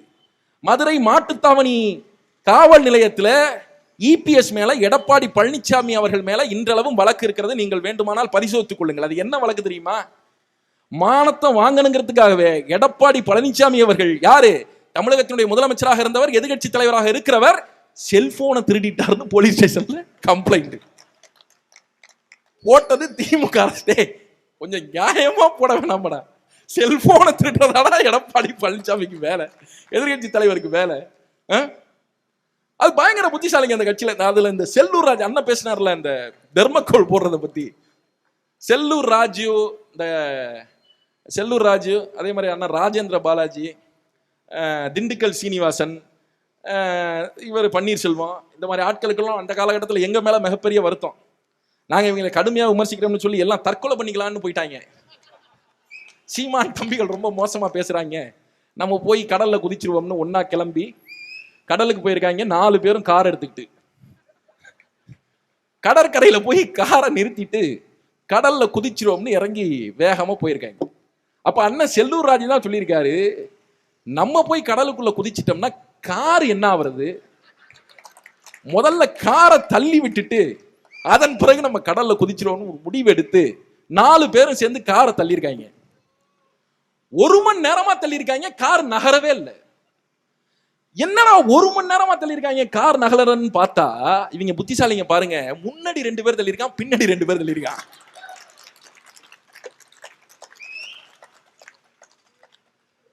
அந்த மாதிரியான தலைவர்கள் அதிமுகவில் இருக்கக்கூடியவர்கள். அதனால நான் அந்த திட்டங்கள், அவங்க சகோதரி மரியம் ஜெனிஃபர் சொன்னது போல, நான் அந்த திட்டங்கள், அது கம்பராமாயணத்துல இருந்தது, கம்பர் தானே உனக்கு தெரியும். தெரியாத ஒரு ஆள் எதிரில் போட்டியில் நிற்கிறாப்புல, அவருக்கு ஓட்டு போடாது, அவ்வளவுதான். ரொம்ப எளிமையான விஷயம், ரொம்ப சிம்பிளான விஷயம், ஓட்டு போடாதீங்க. மதிப்பிற்குரிய குமரியினுடைய பெருமக்கள், குமரி மாவட்டத்தில் லிட்ரஸி ரேட் அதிகம், தமிழ்நாட்டிலேயே கல்வி அறிவு அதிகம் இருக்கிற மாவட்டம். மனிதவள மேம்பாட்டில் ஹியூமன் டெவலப்மெண்ட் இண்டெக்ஸ்ல தமிழ்நாட்டில் முதல்ல இருக்கக்கூடிய மாவட்டம். இந்த மாவட்டத்தில் இருப்பவர்கள் மீண்டும் ஒரு முறை அதிமுகவை தேர்ந்தெடுத்து விடாதீர்கள். அதுதான் மிக முக்கியமான செய்தி. இப்போ 10,000 ரூபாய் கொடுப்போம்னு திட்டம் போடுறாரு எடப்பாடி பழனிசாமி அவர்கள். அவரிடத்துல நம்ம கேட்கிற கேள்வி, ஏன் 10,000 ரூபாய் கொடுக்குறீங்க? அதுவும் கருணை தொகை என்கிற பேரிலே கொடுக்கிறீர்களே, அது என்ன கருணை தொகை எனக்கு புரியல. கருணை நமக்கு யார் மீது வரும்? பிச்சைக்காரர்கள் மீது கருணை வரும். உடல் ஊனமுற்று வேற வாய்ப்பே இல்லாமல், வாழ்க்கையில் வேறு வழியே இல்லாமல் நிர்கதியாக கோவில் வாசல்களிலே யாசகம் பெறுகிறார்களே, அவர்களை பார்க்கிற போது நமக்கு கருணை வரும். அப்படி கருணை வருவதில் ஒரு நியாயம் உண்டு. அப்போ அவர்களுக்கு நீங்கள் கொடுப்பீர்களே, கையை நீட்டுகிற போது நீங்கள் போடுவீர்கள் இல்லையா காசு, யாசகம், பிச்சை, அதற்கு பேர் தான் கருணை தொகை. அப்படி வாசலிலே, கோவில் வாசலிலே பிச்சை எடுக்கிறாரே ஒரு மனிதர், அவருடைய வாழ்க்கையை காலகாலத்திற்கு மேம்படுத்த வேண்டும், அவர்களுக்கு எதிர்காலத்தை மிக சிறப்பாக உருவாக்கி தர வேண்டும் என்கிற எண்ணம் ஒரு சாதாரண மனிதனாக, கடந்து போகிற, அவரை பார்த்து கடந்து போகிற மனிதனாக எனக்கு கிடையாது. நான் அதிகபட்சம் என்ன செய்வேன், அவருக்கு அந்த நேரத்திற்கு ஒரு 5 ரூபாய் 10 ரூபாயை போட்டு நகர்ந்து போவேன். இது ஒரு தனி மனிதன் செய்கிறது. ஆனால் ஒரு எதிர்கட்சி தலைவரும் இதையே செய்வார் என்றால் அவர் தலைவர் அல்ல. ஒரு தலைவனுக்கு என்ன தேவை? எங்களிடம் இருப்பது போல திட்டங்கள் தேவை. இந்த சமூகத்தை எப்படி வழிநடத்த போகிறோம் என்கிற தெளிவு தேவை, பார்வை தேவை, அறிவியல் பூர்வமான, ஆக்கப்பூர்வமான சமூகத்தை முன்னேற்றுவதற்கான திட்டங்கள் தேவை. அவன் தான் எதிர்கட்சி தலைவர், அவன் தான்டா தலைவர், அவன் தான் தலைமை ஏற்கணும், அதுதான் சரி. பிச்சைக்காரனுக்கு 5 ரூபாய் 10 ரூபாய் காசு போடுற மாதிரி கருணை தொகை 10,000 ரூபாய் போடுறீங்களே, நீங்க தலைவரா? எதனால கருணை தொகை கொடுக்குறீங்க? பதில பாத்தீங்களா? திமுக ஆட்சி காலத்துல வேலை இல்லாம மக்கள் கஷ்டப்படுகிறார்கள், வரி ஏறி போய்விட்டது, கஷ்டப்படுகிறார்கள். அதனாலே அவர்களுடைய கஷ்டத்தை போக்குகிற விதத்திலே 10,000 ரூபாய் கருணை கொடுக்கிறேன். இதை யார் சொல்வது? எடப்பாடி பழனிசாமி சொல்வது. நீங்கள் 10,000 ரூபாய் காசு கொடுத்தால் அவர்களுடைய வாழ்க்கை முன்னேறி விடுமா? 2,000 ரூபாய் 5,000 ரூபாய் காசு கொடுத்துட்டு பார்த்து செலவு பண்ணுங்கன்னு சொன்னாரு ஸ்டாலின் அவர்கள். அது போல இருக்கியாது. 10,000 ரூபாய் கொடுத்து ஒருத்தன் வாழ்க்கையை முன்னேற்றா புரியல எனக்கு. திமுக ஆட்சி காலத்தில் அவனுக்கு வேலை இல்லை, கஷ்டப்படுகிறான் என்று நீங்கள் நினைத்தால், அதிமுக ஆட்சிக்கு வந்தால் வேலை வாய்ப்பை உருவாக்கி தருவோம் என்று சொன்னால் அவன் சரியான எதிர்க்கட்சி. திமுகவினுடைய ஆட்சி காலத்திலே வரிகள் அதிகரித்திருக்கிறது, அதனாலே மக்கள் துன்பப்படுகிறார்கள். அதிமுக ஆட்சிக்கு வந்தால் வரிகளை குறைப்போம் என்று சொன்னால் நீங்கள் சரியான எதிர்க்கட்சி, சரியான தலைவர். பத்திரிகையாளன் கேட்கிறான், 5,000 ரூபாய் கொடுக்கும் போதே சொத்து வரி 3 மடங்கு உயர்ந்து விட்டது, பத்திரப்பதிவு கட்டணம் உயர்ந்து விட்டது, குப்பை வரி உயர்ந்து விட்டது, மின்சார கட்டணம் உயர்ந்து விட்டது, அத்தியாவசிய பொருட்கள் விலை அனைத்தும் உயர்ந்து விட்டது. இந்த 5 ஆண்டு காலத்திலே நீங்கள் சிந்தித்து பாருங்கள் மதிப்பிற்குரியவர்களே. பெட்ரோல் என்ன விலைக்கு போட்டீங்க 5 வருஷத்துக்கு முன்னாடி, இப்ப என்ன விலை இருக்கு? திமுகவினுடைய தேர்தல் அறிக்கையிலே பெட்ரோல் விலையை 5 ரூபாய் குறைப்போம், டீசல் விலையை 4 ரூபாய் குறைப்போம் என்று தேர்தல் அறிக்கை கொடுத்தார்கள். குறைத்தார்களா? மின் கட்டணத்தை 2 மாதத்திற்கு பதிலாக 1 மாதத்திற்கு ஒரு முறை எடுப்போம் என்று திமுக தேர்தல் அறிக்கை கொடுத்தது எடுத்ததா? அது கூட வேண்டாங்க. ரேஷன் கடையில மின் பயன்பாட்டை குறைப்பதற்காக 3 LED குண்டு பல்பு கொடுப்போம்னு சொன்னாங்க. கொடுத்தாங்களா? நாட்டுக்கே பல்பு கொடுத்தாங்களே, உங்களுக்கு கொடுத்தாங்களா? எது கிராமப்புற பொருளாதாரத்தை உயர்த்துகிற விதத்திலே பனை வெல்லத்தை ரேஷன் கடைகளிலே கொடுப்போம் என்றார்களே, பனை வெல்லம் நீங்கள் ரேஷன் கடையில் யாராவது வாங்கினீர்களா? வாங்கினீர்களா? சொன்ன இந்த தேர்தல் வாக்குறுதிகள் 505 வாக்குறுதிகள் நிறைவேற்றியது வெறும் 13% வாக்குறுதிகள். 65 வாக்குறுதிகள் நிறைவேற்றியிருக்கிறான். இதை நிறைவேற்றிட்டு என்னமோ உலகத்திலேயே இவர்கள் தான் மிகச்சிறந்த ஆட்சி கொடுத்தது போல, நான் இவர்களுடைய எந்த வாக்குறுதியும் எனக்கு மனமகிழ்ச்சி அளிக்கவில்லை. மாறாக இன்றைய தினம் ஒரு வாக்குறுதி கொடுத்திருக்கிறார் ஸ்டாலின் அவர்கள். ஒவ்வொரு மாவட்டத்தினுடைய தலைநகரத்திலும் மனநல காப்பகம் அமைப்போம். அவர் கொடுத்த தேர்தல் அறிக்கையிலேயே திட்டங்களிலேயே எனக்கு மிகவும் பிடித்தது இதுதான். தமிழ்நாட்டுக்கு இன்றைய தினம் அது தேவைப்படுகிறது. அதனாலே ஸ்டாலின் அவர்கள் இந்த 5 ஆண்டுகளிலே முதல் முறையாக நான் அவரை வரவேற்கிறேன், அவருடைய திட்டங்களை வரவேற்கிறேன். அப்ப நீங்க சிந்திச்சு பாருங்க, கூடி நிற்கிற இளைய பிள்ளைகள் சிந்திக்கணும். எடப்பாடி பழனிசாமி கேட்கிறாங்க, இந்த 10,000 ரூபாய் கொடுக்குறீங்களே, ஏற்கனவே நாடு 10,60,000 கோடி கடன்ல இருக்கு, இந்த 10,000 ரூபாய் கொடுப்பதற்கு உங்களுக்கு எங்கிருந்து காசு வரும்? இதையும் நீங்கள் கடன் வாங்கி கொடுத்தால் மேற்கொண்டு அந்த காசை எப்படி கட்டுவீர்கள் என்று கேட்கிற போது எடப்பாடி பழனிசாமி சொன்னார். என்ன சொன்னார் தெரியுமா? ஆட்சி அமைந்த பிறகு நிபுணர்களோடு நாங்கள் ஆலோசனை செய்வோம். நீ ஒரு சரியான விஷன் உள்ள லீடர்னா நீ பிளான் பண்ணி இங்க வச்சிருக்க பார் பதாக, கனவு கன்னியாகுமரி, உலகம் ரசிக்க குமரி, மீனவர் வளம் பெற குமரி, நீதாரங்களே வாழ்வாதாரங்கள், மெய்யியல் மீட்போம், தரமான மருத்துவம், கல்வியில் உயர்வோம், விவசாய எதிர்காலம். இதை பாரு. எந்த கட்சிக்காரர்களாக வேண்டுமானாலும் இருக்கட்டும், பொதுமக்களாக வேண்டுமானாலும் இருக்கட்டும், எங்களிடம் கேளுங்கள் இதை எப்படி செய்வீர்கள் என்று. உங்களுக்கு A to Z என்ன டீடைல் தேவையோ எப்படி செய்வோம்னு சொல்றோம். இந்த கன்னியாகுமரியை எப்படி முன்னேற்றுவோம் என்று எங்களுடைய வேட்பாளர்கள் சொல்வார், எங்களுடைய கட்சிக்காரர்கள் சொல்வார். அதில் பிழை இருந்தால் நாங்கள் திருத்திக் கொள்கிறோம். இது ஒரு விஷன், இது ஒரு பார்வை. என் மண்ணை, என் ஊரை நான் எப்படி மாற்ற விரும்புகிறேன், எதிர்காலத்தில் என் ஊரில் இருக்கக்கூடிய இளைய தலைமுறைகளுக்கான ஒரு சொர்க்க பூமியாக இந்த ஊரை எப்படி மாற்றப் போகிறேன், இந்த ஊரில் இருக்கக்கூடிய இயற்கை வளங்கள் சுரண்டப்படுகிறதை அதை எப்படி தடுத்து நிறுத்தப் போகிறேன், இந்த ஊரிலே இருக்கக்கூடிய மீனவர்கள் துன்பப்படுகிறார்களே அவருடைய வாழ்க்கை எப்படி மாற்றப் போகிறேன், என் ஊரை எப்படி உயர்த்த போகிறேன். மதிப்பிற்குரியவர்களே, ஆப்பிரிக்காவினுடைய அதிபர் ஜூலியஸ் நைராரே சொல்லுவார். என்ன சொல்லுவார்? நாங்கள் இந்த பூமியை எங்களுடைய மூதாதையரிடமிருந்து வாங்கவில்லை, நாங்கள் இந்த ஊரை எங்களுடைய மூதாதையரிடமிருந்து வாங்கவில்லை, மாறாக எங்களின் எதிர்கால சந்ததியிடமிருந்து வாங்கி இருக்கிறோம். அவர்களுக்கு எந்தவித சேதாரமும் இல்லாமல் இந்த நிலத்தை திருப்பி கொடுக்க வேண்டியது எங்களுடைய பொறுப்பு என்று சொன்னார். அதையே பொறுப்பாக இந்த பிள்ளைகள் ஏற்றுக்கொள்கிறோம். இவ்வளவு தெளிவு இருக்கிறது. இந்த தெளிவு எடப்பாடி பழனிசாமிக்கு இருக்கிறதா? அவர் கட்சியிலே போட்டி போட போகிற தலைவாய் சுந்தரத்திற்கு அவரிடத்திலே இந்த மாதிரியான திட்டங்கள் இருக்கிறதா? அவருக்கு ஏன் நீங்கள் வாக்கு செலுத்த வேண்டும்? காரணங்கள் சொல்லுங்கள். என்னத்தை புதிதாக கண்டுவிட போகிறீர்கள் பெருமக்களே? 60 ஆண்டு காலத்திற்கு மேலாக திராவிட ஆட்சி நடக்கிறது.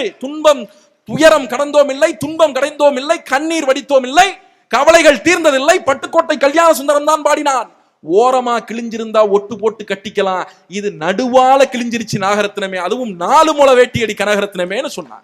4 முளை வேட்டி நடுவால கிழிஞ்சா எதுக்காவது ஆகுமா? எதுக்கும் ஆகாது. அப்படி கிழிஞ்சு தொங்குதுரா எங்க மக்களுடைய வாழ்க்கை, அப்படி கிழிஞ்சு தொங்குதுரா. இந்த மண்ணுக்குள்ளாக படித்தவன் எல்லாம் என்ன செய்தான்? இந்த நாட்டில திட்டங்கள் சட்டங்கள் போடுகிறார்களே பெருமக்கள், அரசியல்வாதிகள் என்ன செய்தார்கள்? கொள்ளையடித்தார்கள். ஒரு சாதாரண மனிதன் கவிதை எழுதினான். ஒரு வாக்காளனால் மிக எளிமையாக ஒரு மனிதனை மந்திரியாக்கி விட முடிகிறது. ஒரு வாக்காளனால் மிக எளிமையாக ஒரு மனிதனை மந்திரியாக்கி விட முடிகிறது. எவ்வளவு முயன்றாலும் ஒரு மந்திரியை மீண்டும் மனிதனாக்க முடியவில்லை என்று எழுதினார். இவர்களுக்கு எந்த நோக்கமும் கிடையாது, எந்த திட்டமும் கிடையாது, ஊரை முன்னேற்ற வேண்டும் என்ற எந்த தொலைநோக்கு பார்வையும் கிடையாது. ஆனாலும் இவர்கள் ஓட்டு வாங்க வந்து விடுவார்கள். இன்னமும் அந்த 10,000 விஷயம் இருக்குது. அந்த 10,000 ரூபாயை நீங்கள் கொடுக்கிறீர்களே, அந்த 10,000 ரூபாய் நீங்கள் கொடுத்த பிறகு உங்கள் அரசாங்கத்திற்கு நிதிச்சுமை ஏற்படுமே, அந்த நிதிச்சுமையை எப்படி சரி செய்வீர்கள்? மேற்கொண்டு ஏறி இருக்கிற வரியை மீண்டும் ஏற்றும் அதிமுகவினுடைய அரசாங்கம். அவர்களுக்கு வேற வாய்ப்பில்லை, வேறு வழி இல்லை. மக்கள் தலை மீதுதான் சுமத்துவார்கள். மதிப்பிற்குரியவர்களே, அரசு வாங்குகிற கடன் இருக்கிறதை நான் உங்களுக்கு சொல்லுவேன். அரசாங்கம் என்பது ஒரு தனியார் நிறுவனம் போல, அல்லது இங்க இருக்கிறதே மளிகை கடை, இந்த கடை போல, அந்த துணிக்கடை போல பணத்தை உற்பத்தி செய்யாது. பணத்தை இப்படி அவர்கள் உற்பத்தி செய்ய மாட்டார்கள். ஒரு அரசாங்கத்தினுடைய உற்பத்தி முறை, primary source of income for a state, for a governance, அது மக்களிடமிருந்து வரி வாங்குவதுதான். நேரடியாகவோ மறைமுகமாகவோ மக்களிடமிருந்து வரியை வாங்கிக் கொள்வதுதான் ஒரு அரசாங்கம் அதிக அளவில் பொருளீட்டுவதற்கான ஒரு வாய்ப்பு. இவர்கள் அடைப்பதற்கு 2025ஆம் ஆண்டு இவர்கள் வாங்கிய கடன் தொகைக்கு கட்டிய வட்டி மட்டும் 63,477 கோடி. சிந்திச்சு பாருங்க, வட்டி மட்டும் கட்டி, முதல்ல திருப்பி கொடுக்கலங்க, கடனை திருப்பி கொடுக்கல, வாங்கிய கடனுக்கு வட்டி மட்டும். இந்த வட்டி பணம் யாருக்கு எதற்காக போக வேண்டியது?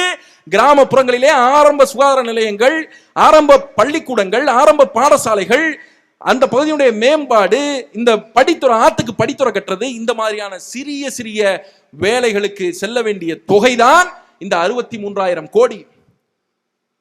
அதை வட்டியாக மட்டும் கட்டி இருக்கிறது ஒரு அரசாங்கம். நீங்கள் சிந்தித்து பாருங்கள். நாடு வளர்கிறது என்கிறார்கள், இரட்டை இலக்க வளர்ச்சி என்கிறார்கள், தமிழ்நாடு வளர்ந்து கொண்டிருக்கிறது என்கிறார்கள். வளர்ந்து கொண்டிருக்கிற ஒரு நாட்டில் மதிப்பிற்குரியவர்களே, எதற்காக மக்களுக்கு ஓசியிலே காசு கொடுக்கிறீர்கள்? எதற்காக கொடுக்கிறீர்கள்?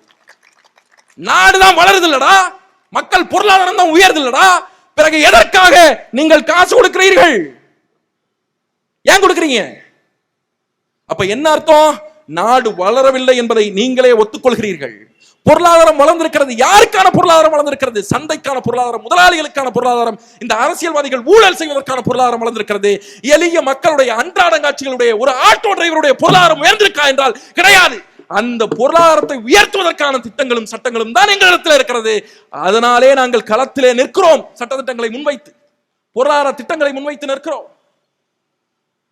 மதிப்பிற்குரியவர்களே, எங்களுடைய கனவு என்பது எளிய மக்களை வாழ்க்கையில் முன்னேற்றுவது. இந்த வரி அதிகப்படுகிறதே, இந்த வரி எல்லாம் யார் மீது விழுகிறது? தமிழ்நாட்டிலே அதிகபட்சமாக மிடில் கிளாஸ் பீப்புள், நடுத்தர வர்க்கத்திலே இருக்கக்கூடிய மக்கள் மீதுதான் வரியை அதிகப்படுத்தி இருக்கிறது அரசாங்கம். இவன் தான் முதல் தலைமுறையாக தொழில் தொடங்க வருபவன். MSME இருக்கிறதே, குறுந்தொழில், அதில் மிகப்பெரிய அளவிலே கம்பெனிகளை தொடங்குபவர்கள் இந்த நடுத்தர வர்க்கத்திலே இருக்கிறவர்கள். ஏன் அவர்கள் தொடங்க வேண்டும்? ஒரு தொழில் செய்தால் நடுத்தர வர்க்கத்திலே இருந்து பொருளூட்டி மேம்பட்ட வாழ்க்கையை அடைய முடியும் என்று சொல்லி அவர்கள் தொழில் தொடங்குகிறார்கள். அவர்கள் மீது தொடர்ச்சியாக வரியை விதிப்பதாலே திருப்பூரிலே, கோயம்புத்தூரிலே ஒட்டுமொத்தமாக தொழில் நசிந்து போய்விட்டது, நழிந்து போய்விட்டது. அவன் என்ன பண்ண மாட்டாங்கிறான்? புது யூனிட்ஸ் ஓபன் பண்ண மாட்டாங்கிறான். அவனுடைய யூனிட்ஸ்ல வேலை பார்ப்பதற்கு புதிய ஆட்களை வேலைக்கு எடுக்க மாட்டாங்கிறான். வேலைக்கு எடுக்கக்கூடிய ஆட்கள்லாம் யாரை அந்த நடுத்தர மக்கள், அந்த சிறு முதலாளிகள் வேலைக்கு எடுக்கிறார்கள்? கிராமப்புறங்களில், ஊர்ப்புறங்களில் இருக்கக்கூடிய ஏழை எளிய படிக்காத பிள்ளைகளை வேலைக்கு எடுக்கிறார்கள். இவன் தான் திருப்பூருக்கும் கோயம்புத்தூருக்கும் ஏறி போய் வேலை பார்க்கிறான். இப்ப அவனுக்கு வேலை வாய்ப்பு இல்ல. ஏன் இல்ல? ஏன்னா நடுத்தர வர்க்கத்துல கம்பெனி வச்சிருக்காங்க, அவனுக்கு டாக்ஸ் அதிகமாயிடுச்சு. அவனுக்கு டாக்ஸ் ஆனதுனால என்ன ஆயிடுச்சு? இவனுக்கு வேலை இல்லாம போயிடுச்சு. நீ அந்த காசை யாரு கொடுக்குற? இவனுக்கு கொடுக்குற. ஏண்டா, ஒருத்தன் வாழ்க்கையில வேலை முக்கியமா 10,000 ரூபாய் காசு முக்கியமாடா? என்னடா அரசாங்கம் அது? வேலை கொடுத்தால் அவன் காலம் முழுவதும் உழைத்துக் கொள்வான், பிழைத்துக் கொள்வான், வாழ்க்கையில் முன்னேறுவான். அவன் வேலை அவன்கிட்ட இருந்து புடுங்கிட்டு அவனுக்கு 5,000 ரூபாய் 10,000 ரூபாய் காசு கொடுக்கிறது எந்த மாதிரியான பொருளாதார கொள்கை? யோசிக்க வேண்டாமா? மதிப்பிற்குரியவர்களே, ஏற்கனவே இந்த நாடு பொருளாதாரத்திலே மிகப்பெரிய பிரிவினையை, ஏற்றத்தாழ்வுகளை சந்தித்து நிற்கிற நாடு. தமிழ்நாடு பற்றி உங்களுக்கு தெரியுமா? மதிப்பிற்குரியவர்களே, காலையிலே எந்திரித்தால் நீங்கள் சிந்தித்து பாருங்கள். இதே கடற்கரையிலே காலையிலே வயிற்றை குறைப்பதற்காக, தொப்பையை குறைப்பதற்காக ஒரு கூட்டம் ஓடிக்கொண்டே இருக்கிறது. இன்னொரு கூட்டம் வயிற்றை நிறைப்பதற்காக ஓடிக்கொண்டே இருக்கிறது. ஒரு கூட்டம் பணத்தை வைத்துக் கொண்டு என்ன செய்வது என்று தெரியாமல் இருக்கிறது. ஒரு கூட்டம் பணத்துக்கு என்ன செய்வது என்று தெரியாமல் இருக்கிறது. வாழ்வதற்கு வீடு இல்லாமல் பிளாட்ஃபார்ம்களிலே, தெருக்களிலே படுத்து உறங்குகிற மக்கள் வாழ்கிற இதே ஊரில் தான் வளர்க்கிற நாய்க்குட்டிக்கு வீடு வைத்திருக்கிற மனிதர்களும் இருக்கிறார்கள். குடிக்கிற தண்ணிக்கு குடமெல்லாம் தவம் இருக்கிற ஒரு தேசத்துல அடிக்கிற தண்ணிக்கு ஆங்காங்கே கடை இருப்பது அயோக்கியத்தனம் இல்லையாடா? அயோக்கியத்தனம் இல்லையா பெருமக்களே? இது ஒரு அரசாங்கமா? இது அரசா? இவர்கள் இந்த மக்களை வழிநடத்துவார்களா? சிந்தித்து பாருங்க. ஒரு மாற்றத்தை எதிர்நோக்கி நிற்கிறோம். இந்த இடத்துலதான் புதுசா ஒரு கட்சி வந்தது, தாவேகான்னு சொல்லி. கொஞ்ச நாளுக்கு முன்னாடி நான் அந்த காமெடி ஷோ பாக்குறதெல்லாம் நிப்பாட்டிட்டேன். டிவியில 7 மணி ஆனா விவாத நிகழ்ச்சிகளை போட்டு விட்டு உட்கார்ந்துடுறது. தாவேகாவில இருந்து வந்து யாராவது விவாதத்தில் பங்கெடுப்பார்கள், பொழுதுபோகும் நமக்கு பாக்குறதுக்கு. அதையும் இப்ப கூடாதுன்னு சொல்லிட்டான் அந்த கட்சியில. யாரும் விவாத நிகழ்ச்சிக்கு போக கூடாது. அதாவது எங்க கட்சியில எல்லாம் என்ன சொல்லுவாங்கன்னா, எங்க அண்ணன் என்ன சொல்லுவார்னா, மரிய ஜெனிஃபர் கூட்டம் ஏற்பாடு பண்ணியிருக்கிறாங்க, நீ போய் பேசு, மக்களிடத்த கருத்துக்களை சொல்லி வாக்குகளை வாங்கி கொடு, அதுதான் உன் வேலை, போய் பேசு, ஓட்டு விழுவும்னு சொல்லுவாரு. அந்த கட்சியில நீ போய் பேசினால ஓட்டு போட மாட்டாங்க. அப்படி சொல்றதுக்கு எதுக்கியா ஒரு கட்சி? அது என்னன்னா, எனக்கு இப்ப புசியானதோட நிலைமை நினைச்சாலும் பயங்கர பரிதாபமா இருக்குது. ஏற்கனவே அவர் விஜய் இட்டுன்னு வந்துட்டு இட்டுன்னு போயிட்டு இருந்தாரு. இப்ப கூடுதலா ஒரு ஆளை இட்டுன்னு வந்துட்டு இட்டுன்னு போற மாதிரி ஒரு சூழலை போய் மாட்டிக்கிட்டாப்ல. அது ரொம்ப மோசமானது. அவருடைய அரசியல் என்பது மதிப்பிற்குரியவர்களே, நீங்கள் சிந்தித்து பாருங்கள். கவர்மெண்ட் எஸ்ஓபி கொடுக்குறாங்க, அதாவது கூட்டம் நடத்துறதுக்கான நெறிமுறைகளை அரசாங்கம் கொடுக்கிறது. அந்த நெறிமுறைகள்ல ஒரு முக்கியமான நெறிமுறை, எழுத்துப்பூர்வமா ஒரு கட்சிக்கு, அரசியல் கட்சிக்கு உலக வரலாற்றிலேயே, இந்திய அரசியல் வரலாற்றிலேயே ஒரு கட்சி பொதுக்கூட்டம் நடத்தும் போது டிரான்ஸ்பார்மர்ல யாரும் ஏறக்கூடாதுன்னு கவர்மெண்ட் ஆர்டர் போட்ட ஒரே கட்சி தாவேகா. ஒரே கட்சிங்க, ஒரே கட்சி. அந்த கட்சியினுடைய தலைவர் அவர்கள், மதிப்பிற்குரியவர்களே, கட்சியினுடைய தலைவர் அவர் வந்து மேடையில இருந்துட்டு பேசுவார். தொண்டர்கள் அவர் சொல்றதை கேட்க மாட்டாங்க. தொண்டர்கள் எதிரில் மரத்துல ஏறிக்குவாங்க. ஏறிக்கிட்டு டிமாண்ட் வைப்பாங்க விஜய் கிட்ட, பாசத்துல, அன்புல, எனக்கு முத்தம் கொடுங்க, அப்பதான் நான் கீழே இறங்குவேன் அப்படிம்பாரு. இங்க இருந்துட்டு இவர் இங்க இருந்துட்டு, நீ கீழே இறங்கு, நான் முத்தம் தர்றேன் அப்படிம்பாரு. இவரு மறுபடியும் இல்ல நீங்க முத்தம் கொடுங்க, அப்பதான் நான் கீழே இறங்குவேன். இவரு, நான் முத்தம் தர்றேன், நீ கீழே இறங்கு. எனக்கு புரியலையே, மாற்றி மாற்றி முத்தம் கொடுத்துக் கொள்வதற்கு எதற்கடா ஒரு அரசியல் கட்சி? ஒரு தண்டனும் தொண்டனும் தலைவனும் முத்தம் கொடுத்துக் கொள்வதற்கு எதுக்கு அரசியல் கட்சி? நீங்க அங்க பேட்டி எடுக்கிறாங்கல்ல அந்த கட்சி தொண்டர் இடத்துல பாரு, கேளுங்க, உங்களுடைய கொள்கை தலைவர் யாருன்னு கேட்டாங்க ஒருத்தவன்ட்ட. அவர் விஜய் தான், தளபதி தான். இல்ல கொள்கை தலைவர் யாருங்க? கொள்கை தலைவர்னா இல்லங்க, பின்னாடி ஒரு 5 பேர் வச்சிருக்கிறீங்களே அவங்க. எங்களுக்கு கொள்கை தலைவர் தெரியலங்க, இந்த இப்ப ஈரோட்ல இருந்து வந்தார்ல அவர் தான் அப்படின்ட்டான். யாரு? செங்கோட்டையன். செங்கோட்டையன் தாவேகாவிற்கு எதற்காக போனார் என்று இன்று வரை அவருக்கும் தெரியல, அவர் சேர்த்துக்கிட்ட தாவேகாக்காரர்களுக்கும் தெரியல, நமக்கும் தெரியல. எங்க 45 ஆண்டு கால அரசியல் வாழ்க்கைங்க, 9 முறை எம்எல்ஏங்க. யாரு? செங்கோட்டையன். பல முதலமைச்சரை பார்த்தவர், அதிமுகவிலே 2வது இடத்துல இருந்தவர். அனைத்தையும் விட்டு தாவேகாவிற்கு போகிறார். விஜய் என்ன மாதிரி இங்க நின்றுகிட்டு இருக்கிறாரு, பக்கத்துல இங்க செங்கோட்டையன் நின்றுட்டு இருக்கிறாப்புல, கீழே இருந்து கத்துறாங்க. விஜய மறைக்கிறாராம் அவரு செங்கோட்டையன். Bro நவருங்க bro. யாரு? செங்கோட்டையன். அடா பாவமே, அந்த ஆளுக்கு, அவருக்கா இந்த நிலைமை? சிந்திச்சு பாருங்க. அந்த கட்சிக்கு எந்த விதமான அரசியலும் கிடையாது. அவர்களை, மதிப்பிற்குரியவர்களே, அவர்களை நாம் எடை போட வேண்டும். இது மிகப்பெரிய ஒரு ஆபத்து சமூகத்திற்கு. அவர்களை நகைச்சுவையாக அணுகுவதற்கெல்லாம் ஒன்றுமில்லை. ஏன்னா அந்த கட்சியில இருக்கிற எவனுக்கும் எதுவும் தெரியாது. பல கட்சிகள்ல தொண்டர்களுக்கு தான் அரசியல் தெரியாது, அந்த கட்சியில தலைவர்களுக்கே அரசியல் தெரியாது. அந்த இல்லனா அந்த கட்சியினுடைய பொதுச் செயலாளர் 117 தொகுதிகளில் வெற்றி பெற்றால் தாவேகா தமிழகத்திலே ஆட்சி அமைக்கும் என்று பேசுவாரா? ஒரு பொதுச் செயலாளர் பேசுற பேச்சா இது? எங்கள் கட்சியினுடைய தலைவர் 3-4 தொகுதிகளில் நிற்பார் என்று பேசுகிறாரே, 3-4 தொகுதிகளில் நின்னா தேர்தல் ஆணைய சீட்டை கழிச்சு கட்சியை தடை பண்ணி பிடிச்சி ஜெயிலுக்குள்ள வச்சிருமியா? ஒரு கட்சி தலைவர் எத்தனை தொகுதிகளில் நிக்கணும்னு கூட அந்த கட்சியினுடைய பொதுச் செயலாளருக்கு தெரியாது. எது ஒன்றுமே தெரியாது. நீங்கள் சிந்தித்து பாருங்கள், 41 பேர் கரூரிலே இறந்து விட்டார்கள். நான் வெளிப்படையாக பேச விரும்புகிறேன். அது தாவேகாவினுடைய பிரச்சனையா? அது தாவேகாவினுடைய பிரச்சனை அல்ல, மாறாக அது ஒரு சமூகத்தினுடைய பிரச்சனை. ஒரே நேரத்திலே ஒரு குறிப்பிட்ட இடத்திலே குழந்தைகள், பெண்கள் உட்பட 41 பேர் இறந்து போகிறார்கள் என்றால் மதிப்பிற்குரியவர்களே, அது மிக சாதாரணமான பிரச்சனை அல்ல. அது ஒரு சமூக பிரச்சனை. அந்த பிரச்சனையை விஜய் எப்படி அணுகினார்? ஏன் 72 நாட்கள் அவன் செத்து போன பிறகு வீட்டுக்குள்ளே போய் இருந்து கொண்டு வீட்டை விட்டு வெளியிலே வராமல் 72 நாட்கள் இருந்தீர்களே, ஏன் இருந்தீர்கள்? உங்களை நம்பித்தானே வந்தான், உங்களை நம்பித்தானே செத்து போனான். அவன் இறந்த முகத்தை நீங்கள் பார்த்ததுண்டா? அவன் எப்படி இருப்பான்னு தெரியுமா உங்களுக்கு நேரடியா? உங்களை நம்பி வந்தாரே, உங்களை நம்பி வந்தவர்களை விட்டு விட்டு போன கோழை நீங்கள், சாக கொடுத்து விட்டு போன பேடி நீங்கள். 8 கோடி மக்கள் வசிக்கிற தமிழ்நாட்டை எதை நம்பி உங்களிடத்திலே கொடுப்பது? ஒரு தலைவன் என்பவன் பேராண்மை கொண்டவன்டா, பேராண்மை இருக்கணும் அவனுக்கு. தன்னை நம்பி ஒருவன் வந்து விட்டால் தன் உயிரே போனாலும் பரவாயில்லை, அவனை காப்பாற்ற வேண்டும் என்று எவன் நினைக்கிறானோ அவனே தலைவன், அவனே தலைவன். அந்த மாதிரி தகுதி இருக்கா விஜய்க்கு? ஏன் சாவு நடக்கிறது அந்த கூட்டத்திலே? ஏன் மரணம் நடக்கிறது? என் ஊரிலே, தஞ்சாவூரிலே 2 நாட்களுக்கு முன்பாக விஜயை பார்க்க போன ஒரு பையன் வாகனத்தில் அடிபட்டு, தலையிலே அடிபட்டு மருத்துவமனையில் இருக்கிறான், உயிருக்கு ஆபத்தான நிலையிலே இருக்கிறான். அவருடைய தந்தை பேட்டி கொடுக்கிறார். அத்தனை துன்பம் அவருடைய முகத்திலே, அத்தனை சிந்தனைகள் அவருடைய முகத்திலே, அத்தனை வறுமை அவருடைய முகத்திலே. அந்த முகத்தை பார்க்கும் போதே அழுக வந்துடும். அந்த மனுஷன் பேசுறாரு, சொன்னங்க என் பிள்ளைகிட்ட கேட்கலங்க.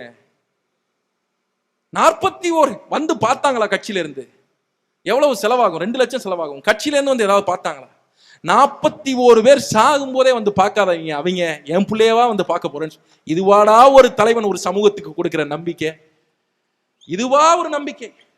தாவேகா தொண்டர்கள் எந்த காலத்திலும் அரசியல்படுத்தப்பட மாட்டார்கள். அவர்களை விஜய் அரசியல்படுத்த மாட்டார். ஏன் அவர்களை அரசியல்படுத்த மாட்டார்? அவர்களை அரசியல்படுத்தினால் அவர்கள் எவனும் தாவேகாவிலே இருக்க மாட்டான், வெளியேறி போய்விடுவான். அதனாலே அரசியல்படுத்த மாட்டான். ஒரு அரசியல் கட்சி என்றால் மக்களிடத்திலே, களத்திலே நிற்க வேண்டும். எங்களுடைய வேட்பாளர், எங்களுடைய கட்சி உறுப்பினர்கள் இருக்கிறார்களே அனுதினமும் களத்திலே, அதுபோல களத்திலே நிற்க வேண்டும். மக்களோடு மக்களாக அவனுக்கு என்ன பிரச்சனை என்று பக்கத்திலே எவன் நிற்கிறானோ அவனே அரசியல்வாதி. அதை விஜய் செய்ய மாட்டார். மக்களோடு தன்னுடைய இணக்கத்தை வெளிப்படுத்துவதற்காக அனுதினமும் பத்திரிகையாளர்களை சந்திப்பார். எங்களுடைய அண்ணன் சீமான் சந்திக்கிறாரே, ஒரு நாளைக்கு 2 முறை பத்திரிகையாளர்களை, அப்படி பத்திரிகையாளரை சந்திப்பார். அதை விஜய் செய்ய மாட்டார். மக்களுடைய மிக முக்கியமான பிரச்சனைகள், கூடங்குளம் பிரச்சனைகள், பெரு விபத்து, இதில் எதுவாக இருந்தாலும் களத்திலே வந்து நிற்பவனே தலைவன். அதை விஜய் செய்ய மாட்டார்.